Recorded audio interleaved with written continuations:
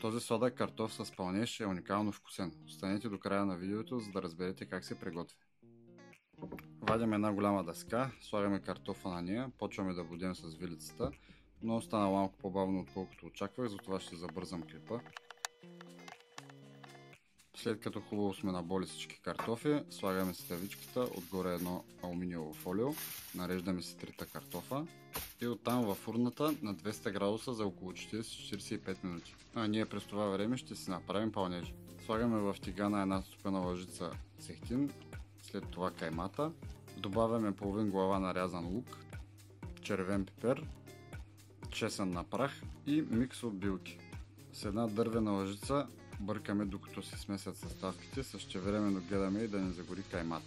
Каймата е готова, когато започне да покафенява. След това си добавяме и другите съставки. Доматен сос и 100 грама ситно нарязан спанак.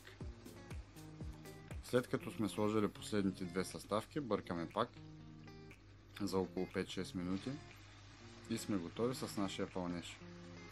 Вадим си картофите от фурната, взимаме един нож, почваме да ги режем по средата.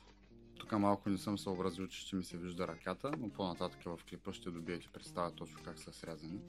След като сме срязали картофите, с една виличка внимателно разтваряме самия картоф, за да си направим място за пълнежа. Пълним си картофа с една дървена щипка или който каквото има под ръка. Може и с лъжица. И накрая слагаме настърган пармезан или моцарела, според това кой какво предпочита и харесва. И връщаме картофите отново във фурната за около 5-6 минути на 150-60 градуса.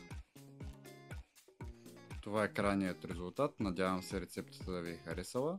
Приготвил съм ви още една рецепта с сладък картоф, затова може да ме последвате, ако искате да я видите.